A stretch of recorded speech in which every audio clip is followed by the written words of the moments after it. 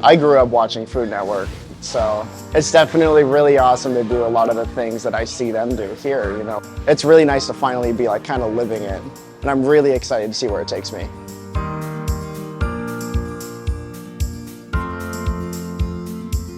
At Sno-Isle, you're going to be in a work environment that's more similar to working in the actual industry. So it's going to be a good place to figure out if this is something you want to pursue or not. Not only are we cooking, but we're also learning the ins and outs of the culinary industry. From mother sauces to things like vegetables and herbs, we learn everything here, and that's what I love about it.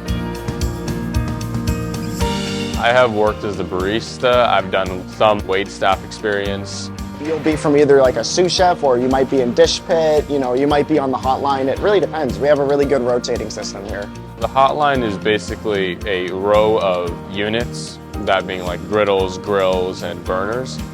And there's going to be a line of cooks on there who are working shoulder to shoulder, cooking various food. We learn how to do proper table setting, you know, proper etiquette when serving and greeting customers.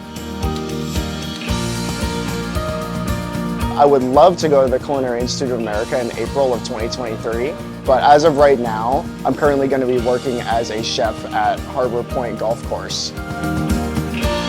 If you're at all remotely interested in culinary, come tour here. I love it. I love it so much. I'm so happy for Sno-Isle for giving me this opportunity.